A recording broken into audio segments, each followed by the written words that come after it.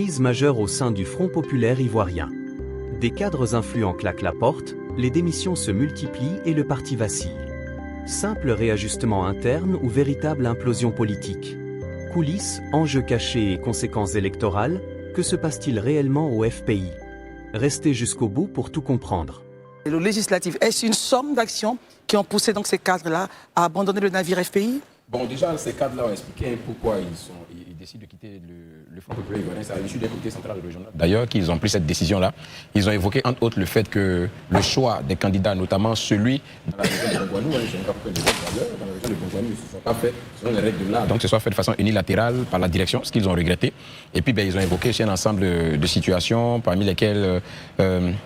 Oui, parmi lesquelles cela, voilà. Donc, ils ont aussi évoqué un ensemble de situations, parmi lesquelles, je vais dire, la démarche même au niveau du comité central, pardon, au niveau de la direction, qui n'est pas forcément en phase avec, je vais dire, la base, ou du moins les responsables régionaux. Donc, l'un dans l'autre, ils estiment qu'aujourd'hui, ils ne pensent pas pouvoir poursuivre avec le FPI. Maintenant, à savoir, est-ce que c'était prévisible qu'on y arrive? Je ne dirais pas que c'était prévisible, mais je dirais que ce n'est pas surprenant non plus. Parce que depuis un certain temps, quand même, le FPI traverse, il faut avoir le courage de le dire, une zone tumultueuse. Voilà, comme vous avez évoqué tout à l'heure, une série de départs qui ont eu lieu bien avant même la présidentielle. Depuis 2024, on a eu des remous au sein même du parti. Certains cadres qui s'étaient retirés et qui avaient déjà créé un courant en interne, mais qui au final a abouti à une rupture avec leurs camarades. Et puis, il y avait vraiment quelques grincements de dents. Et après aussi, il y a certains qui ont estimé que le partenariat qui avait été signé en son temps avec le RHDP ne devrait pas être rompu, pendant que la direction conduite par son président estimé le contraire. Estimé qu'il fallait rompre parce qu'ils n'ont pas atteint l'objectif escompté. Donc il y avait tous ces éléments de discorde-là qui étaient là. Donc on sentait quand même qu'il n'y avait pas la sérénité dans la maison. Et puis quand on couple à ça les résultats des derniers législatifs, on comprend que le parti n'est pas au mieux de sa forme. Là, sur 255 députés, logiquement, on dirait maintenant 53, puisqu'il y a deux qui ont été reprises. Mais sur 253 députés, le FPI n'a obtenu qu'un seul. Je crois que c'est déjà pas très réduisant. Voilà, pour un parti qui veut compter dans la sphère politique nationale, je crois que ce n'est pas un résultat qui soit réduisant. Et ça dénote du fait que dans le parti, il y a véritablement des malaises. Il y a quelque chose qui ne va pas. Le parti peut-être mérite aujourd'hui de faire sa mue et puis chercher vraiment à se réinventer et puis aller de l'avant. Parce que c'est un parti où il y a quand même des cadres de valeur. Herman, pensez-vous qu'il serait donc judicieux pour ces personnes de partir ou de se dire on se donne la main d'association, on essaie de réparer les brèches et puis voilà, se refaire et avancer? Non, en fait, participer, adhérer à une organisation associative, même politique comme le Front populaire ivoirien, c'est des adhésions libres, donc on peut partir quand on veut, surtout lorsqu'on estime que la ligne directrice ou l'idéologie, les valeurs qui sont défendues ne rencontrent plus notre chemin. Maintenant, ce qui se passe au Front populaire ivoirien, je pense que c'est peut-être le mal que vit en miniature toute la gauche ivoirienne aujourd'hui. Au niveau du FPI, les gens ne comprennent pas souvent les choix de la direction parce qu'il y a eu des alliances ou des partenariats qui ont été scellés finalement, qui ont été voués à l'échec ou bien qui n'ont pas été bien négociés dans leur séparation. Donc tout cela a créé des frustrations. Mais je pense que pour moi, le président du FPI, Pascal Affi N'Guessan, devrait pouvoir réussir à ramener. Parce qu'aujourd'hui, quand même, quand tu vois une personnalité comme Guillaume Bateau, qui est aujourd'hui élu député par lui-même, au niveau de Dalané en tant que député indépendant, c'est quelqu'un qui était un bon lieutenant de Pascal Affi N'Guessan. Ça aurait pu augmenter le nombre de sièges de ce parti politique-là. Mais moi, je pense que souvent, les gens démissionnent, mais ils ont toujours leur attachement à la ligne idéologique. On a vu même le courant des Diabaté et autres là, c'est un courant qu'ils ont créé, c'est pas un départ définitif. Non, attention, ils disent que les démissionnaires nous disent qu'ils sont libres tout engagement politique. Oui, je parle des démissionnaires, mais avant cela, il y a eu le camp des Sangaré avec le courant. Le courant. Lorsqu'on reste encore courant dans un, ça soit on cherche à récupérer la direction du parti en question, ou bien je pense qu'il y a toujours une chance de pouvoir se retrouver si ces différents acteurs-là se donnent les moyens. Très bien, Marius. Votre regard sur la question. Herman a dit que c'était symptomatique de ce qui se passe au niveau de l'opposition. Bien qu'on n'ait pas des démissions dans certains partis, on a pour l'instant c'est que le FPI, mais il estime qu'il ça présente un malaise. Bon, évidemment, il n'a pas tort de le préciser au regard de ce que nous suivons. de l'actualité politique au niveau national et plus particulièrement au sein de ce parti. Et donc cette vague de démissions qui secoue aujourd'hui le FPI, le Front populaire ivoirien, n'est ni un accident, n'est vraiment pas un accident, encore moins un simple mouvement d'humeur. Parce que ceux qui partent quand même du parti, qui démissionnent, sont des vice-présidents et des responsables de section. C'était prévisible selon vous? Ah ben oui, bien sûr, dès lors que, vous savez, ces individus font savoir que le parti n'a plus de cap.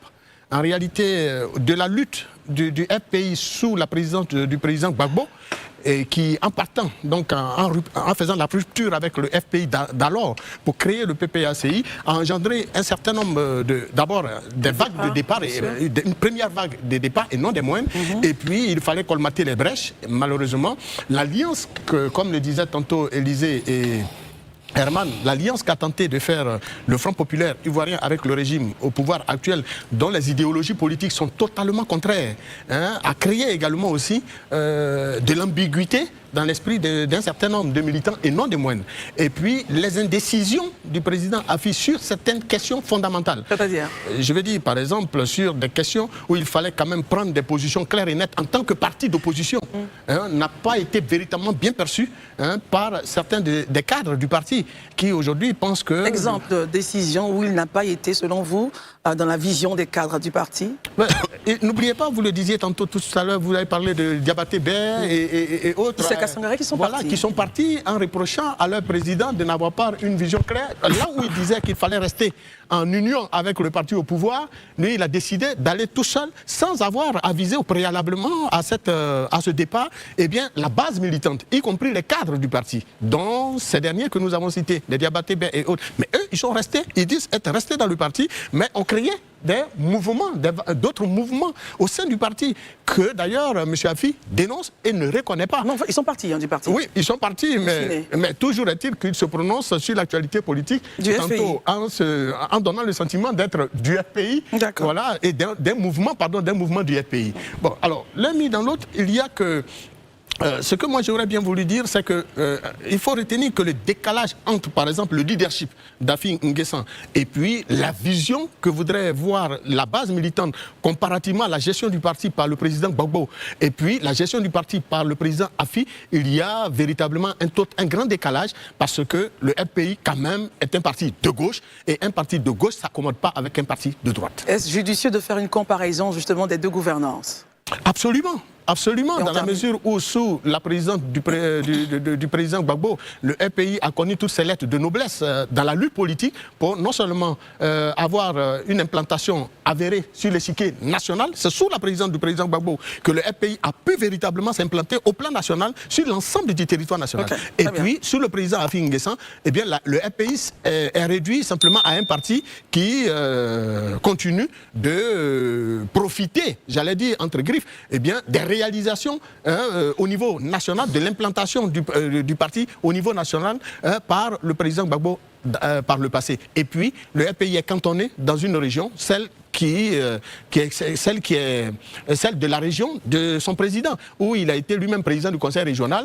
Ensuite, il a laissé la main aujourd'hui à un de ses cadets qui a été bel et bien élu député. Mais au plan national, et ils l'ont bien fait de le souligner, le FPI n'a pas d'assises. Dès lors que dans les représentations nationales, au travers des élections récentes législatives, le FPI a joué, j'allais dire, bidé sur l'ensemble du territoire national en obtenant seulement un seul député pour un parti aussi légendaire comme celui-ci, qui après le PDCI-RDA, en vérité des vérités, est le parti qui a été le plus grandement implanté au plan national. Pour un seul député, il y a raison de s'interroger si ce parti encore tient la barre, bien que le président tient la barre de l'appareil politique du parti. Merci Marius. Daouda, votre lecture justement de cette actualité, pas nouvelle, qui se répète au FPI. Tout à l'heure, je pense que vous avez posé la question à Élysée. De savoir si c'était prévisible. Il disait que c'est pas. Il a parlé de. C'était le thème exact. C'est pas prévisible, c'est pas surprenant. Voilà. Mais pour Marius, c'était prévisible. En tout cas, pour moi aussi, c'était très prévisible. Pour ceux qui ont des oreilles au niveau du FPI, tout était prévisible parce que lorsque tu discutes avec certains cadres du FPI, il y a de nombreux militants au niveau du FPI qui n'étaient pas contents. contents de la gestion du parti parce qu'ils ont estimé, je pense que ça a été dit dans la presse, on l'a tous lu, que ce soit Isiaka, que ce soit le maître Dago Godé, que ce soit Diabaté Bey, toutes ces personnes-là, ils ne sont pas contents de la gestion. Et aujourd'hui, on assiste encore à une vague de démission. Timing, observons le timing. Ils n'étaient pas contents, mais ils sont restés, Daouda. Pourquoi maintenant? Pourquoi partir maintenant? Je pense qu'on peut... J'ai envie de citer Christine Taubira, qui était ancienne ministre de la Justice et de la France, qui a dit souvent partir, c'est résister, et souvent, une fois rester, c'est aussi résister. Pour dire qu'on peut être dans une situation où on reste. Ce n'est pas parce qu'on ne voit pas les difficultés, mais on se dit on va essayer de résister pour voir peut-être que les lignes vont bouger. C'est vraiment qu'ils sont restés en espérant que les lignes bougent. Mais après les élections présidentielles, ils se rendent compte qu'à l'évidence, ils sont au bout du gouffre. Qu'est-ce qui se passe, Christelle?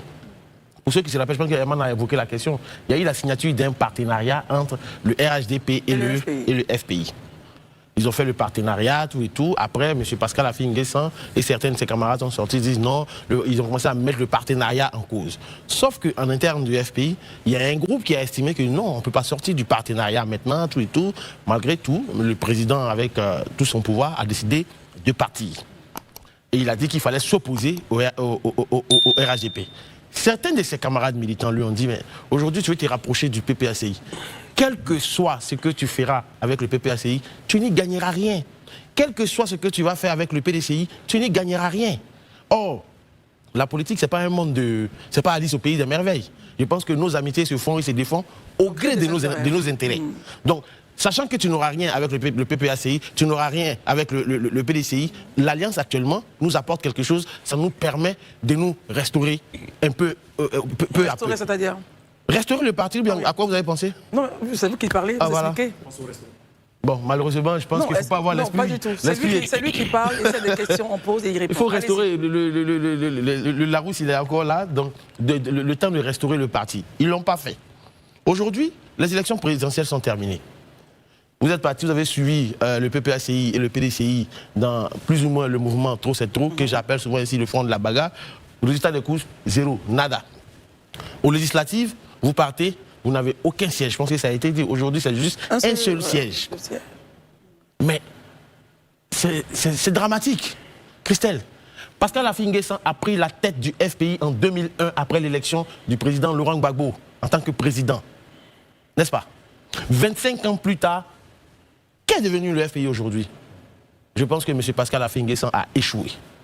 Et quand on échoue, à un moment donné, il faut savoir prendre du recul. Parce que ta base te parle, tes militants te parlent, te disent voici où on souhaite aller. Mais malheureusement, là où je me dis que... Parce qu'il y a deux groupes au sein du FPI aujourd'hui. Il y a un groupe qui a préféré créer une mouvance en interne, mais le deuxième groupe, eux, ils sont partis, ils disent qu'ils sont libres d'aller où ils veulent. Donc le parti est en train, il n'est même plus rabougri. J'ai envie de dire, le parti, le FPI aujourd'hui, est vidé complètement de sa substance. Si Pascal Affi-N'Guessan veut véritablement sauver le FPI, je pense que l'heure est venue pour lui de partir. Et les militants, les cadres du FPI qui sont dans la mouvance et qui sont démissionnaires, je pense pour ma part que la solution n'est pas de partir. La solution, c'est d'aller confronter M. Pascal Affi-N'Guessan, lui dire qu'il a échoué simplement et prendre les rênes du parti pour restaurer le parti, donner ses lettres de noblesse au FPI. Le FPI que nous avons vu sous Laurent Gbagbo, ce n'est pas ce FPI-là. Ce FPI-là, il n'existe plus, franchement, parce qu'il est carrément... Il existe toujours. Il est vidé de sa substance. Voilà, c'est-à-dire que le FPI que vous voyez là, le parti à la rose, n'existe que sur papier. Dans les faits, il n'existe pas. Merci d'être resté jusqu'à la fin. Donnez votre avis en commentaire. N'oubliez pas de vous abonner, de liker et d'activer la cloche de notification pour ne rien rater de nos prochaines vidéos.